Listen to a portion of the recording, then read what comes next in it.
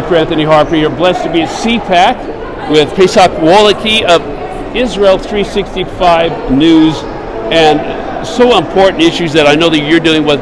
You tell our audience about what your role with Israel365 News is, and when you talk later about your concerns about the rise of antisemitism. Thank you, Dr. Harper. Thank you for doing this. Israel365news.com. Just you spell that out. Israel, the word Israel 365 numbers. Israel365news.com is a news website about Israel that comes from a biblical faith perspective.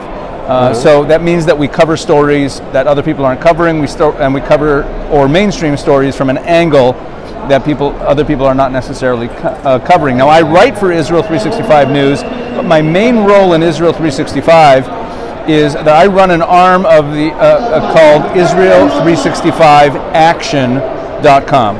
Israel365action.com. You can go there, and what that is really advocating for the truth and advocating on political issues where Israel is under attack. So, for example, I just came from the National Religious Broadcasters Convention in Nashville, Tennessee, and we organized an event where we brought in Ambassador David Friedman, the former ambassador to Israel, and Michelle Bachmann, the former congresswoman who's the dean of the School of Government at Regent University, and some other prominent Christian leaders and Jewish leaders. And we met with the leadership of the National Religious Broadcasters Association, and we got them to pass a resolution that all of the National Religious Broadcasters affiliated with the NRB will stop using the term West Bank for the areas known as Judea and Samaria. That's what they're called in the Bible. That's their actual name of the region. And West Bank, they're not the bank of anything. If you go to the Jordan River, the whole Jordan is about 10 feet wide at some point, sometimes 20 or 30 feet wide. The bank of the Jordan is no more than a couple feet. What's called the West Bank is actually the majority of Israel. Over 70% of the locations in Israel that are mentioned in the Bible are in what's called the West Bank. It's Judea and Samaria. So the term West Bank is actually a propaganda term that's designed to make it seem like this is an area that's connected to Jordan and not really part of the Jewish homeland, where in fact it's the heartland of the Jewish people. And in Israel, no one uses the term. Even the mainstream media in Israel doesn't use the term West Bank. We call it Judea and Samaria, which is a very important point. Like many things, Dr. Harper, you know as well as anyone or better, that there's a lot of narratives that we lose because we adopt language of our enemies. So this is just an example of one of our initiatives. So we were at the NRB, we were pushing this forward, and it was very successful. We also launched a campaign called Keep God's Land, which is designed to educate people and also advocate against this pressure on Israel to accept a Palestinian state, which is, the Biden administration and the world governments are now breathing down Israel's neck to force us to reward the terrorists by granting them a state in the wake of October 7th. Mm-hmm. Most Americans, even though most Americans are pro-Israel, the vast majority of Americans, when asked, say that they're in favor of a two-state solution because they don't understand what that really means. So the Keep God's Land movement that we just launched, this campaign, is designed to push back on that. We're doing that educationally by producing educational materials. We're working very closely with the National Faith Advisory Board to reach millions of Christians that way, to educate them. But we're also working up on Capitol Hill. We're working in partnership with some Christian leaders, such as the Latino Coalition for Israel, Pastor Mario Bramnick, and also with Pastor Jim Garlow, and some other, and the National Faith Advisory Board leadership, Paula White, and others. And we're going to be going up to Capitol Hill, and of course Michelle Bachmann and Ambassador Friedman are spearheading this with us. We're going to be going up to Capitol Hill in April, and we're going to be meeting with representatives there to really push back on this whole absurdity of a two-state solution. Okay, well, you talked about the West Bank being a propaganda term. What about the term Palestine? Is that, I've heard from others that the word Palestine is a propaganda issue as well. It really is, because your average person thinks that there's these people that call themselves Palestinians. Everyone calls them that, and there's a place called Palestine. There must have been a nation called Palestine, and that feeds the narrative, this false narrative that Israel came in and took someone else's land, when in fact the term Palestine was a term that the Romans used after they after they destroyed the temple and they conquered that whole region, they renamed the land of Israel Palestine to name it after the Philistines, who were already dead and gone by that point. But they deliberately did that to obscure the Jewish roots, the Israelite roots of the land of Israel. And no one ever identified as a Palestinian throughout history. Those regions were governed for almost 2,000 years by various empires that passed through. For example, about 500 years of, from the 1500s until the beginning of the 20th century, it was governed by the Ottoman Empire. The term Palestine at the time referred to parts of southern Syria, what's today southern Syria, the entire country of Jordan, a little bit of Iraq, and what's the state of Israel today. That whole area was a region referred to loosely as Palestine. No one identified as Palestinian. The Arabs who live in that area did not call themselves that until the 1960s. It was a deliberate strategy. It was a tactic by the terrorists, by people like Yasser Arafat and the Soviets who helped him. They came up with this idea, and there's documentation of this. There's quotes from them saying openly that they're going to start pushing this concept of a Palestinian identity as a tool to destroy Israel. So it's really a hoax. It's more than just a falsehood. A falsehood is a falsehood. A hoax is a deliberate plan to deceive. And the whole concept of Palestinian identity, for anyone who's watching this, here's a simple trick you can pull, and anyone who uses the term Palestinian, say to them, oh, there's a Palestine, there's a Palestinian people, can you name me, and tell them they could Google, they could use whatever research tools they want, please tell me the name of a single person from before the 20th century who was a leader of the Palestinian people, of any kind. A king, an emir, a sheikh, whatever it is. Find me in the history books someone who was the leader of the Palestinian people. And of course, they'll never find anything because it's all a hoax. It was all just made up as a device to destroy Israel. So look, Israel wants to live in peace with our neighbors. We're more than happy to have a peaceful minority in our country, just like the Bible says. The Bible, even the ideal form of the people of Israel in the land of Israel, as described in Deuteronomy, includes what's called in the Bible strangers, which really means people of other nations who live among you. It's right there in the Ten Commandments on the Sabbath that you should rest and the stranger among you. That Hebrew word stranger or ger just really means people from other nations, meaning even the idealized biblical vision of the nation of Israel and the land of Israel includes a minority from other nations who live peacefully among us. We have no problem with that. And Israel, in fact, today, the state of Israel is the only country in the Middle East where the Christian minority is thriving. We have a Muslim minority that's thriving. We have members of our Supreme Court and doctors and professors in our universities who are Arabs, who live among us as a peaceful, prosperous minority. We have no problem with that. But our enemies want to destroy us. So they use this term Palestinian, which feeds this narrative that the Jewish people are outsiders who came in and stole their land. It's just false. It helps people understand that true history of the whole matter. From my understanding, and historical perspective, the Romans didn't care very much for Israel. They were occupiers of the land. Right, and they're the ones who gave it that name, which makes it all the more ironic. It also makes it. Here's another interesting historical irony, which is just an interesting little point. There's no political points to be gained with it, but the Philistines, who they named it after, even the Philistines were not a native population to that land. The Philistines were a seafaring people from the Greek islands who had come over and occupied the southern part of the coastal plain of Israel, where the Gaza Strip is today. So even the name Philistine wasn't really a local name.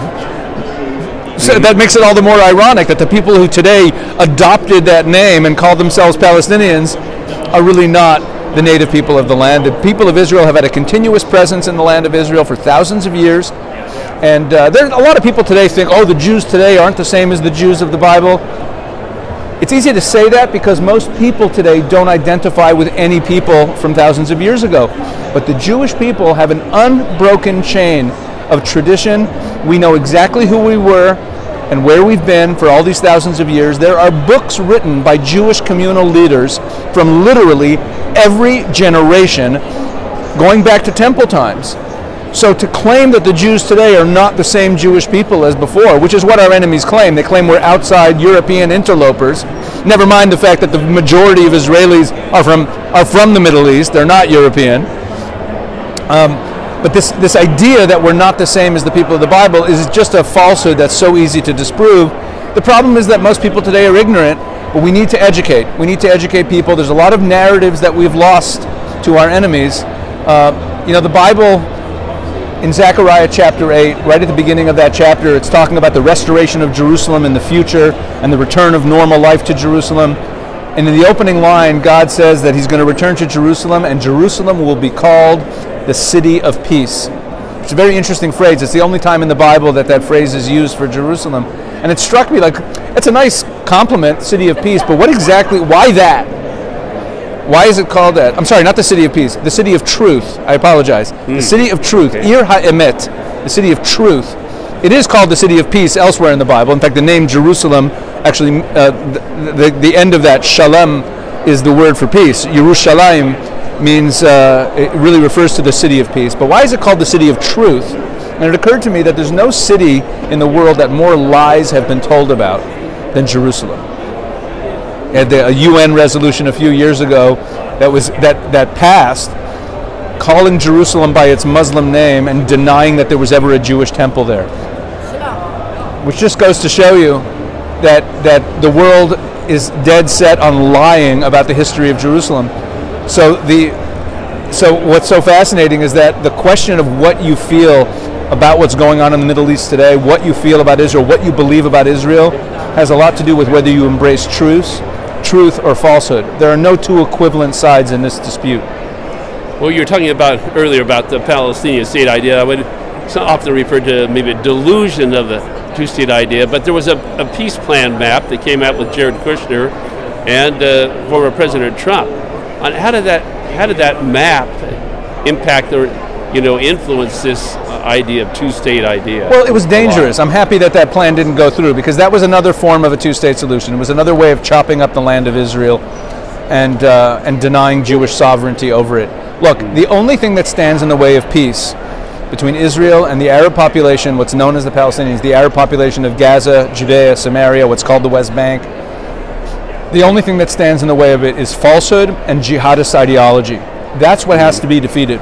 It's really that simple. Like I said, we have a prosperous, peaceful, minority Arab population who are Israeli citizens in Israel proper. We have no problem having that same relationship with what's called the Palestinian Arabs. What's your major concern about the rise of anti-Semitism? I know that the Palestinian Lives Matter is kind of a lot like Black Lives Matter, and there's been violent protests, with the college campuses, with siding with Hamas throughout our country. Yeah, it's a terrifying thing, and I think every American should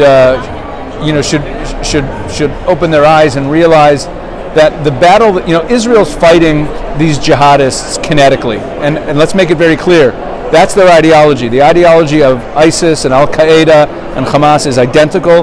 They're all students of the same people, of Abdallah Azzam, who helped found Hamas with Ahmed Yassin, is also the mentor of Osama bin Laden. It's the same people.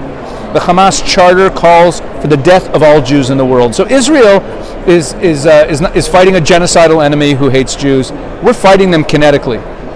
But when I look at the Western cities, when I look at Ivy League campuses, I look at London and New York with these mass demonstrations of pro-Hamas demonstrators, I say, you know what?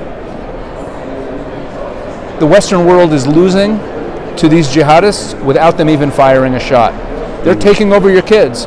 It's very nice that the older generation in the West is still very pro-Israel, but the younger generation has been taken captive by these ideologies.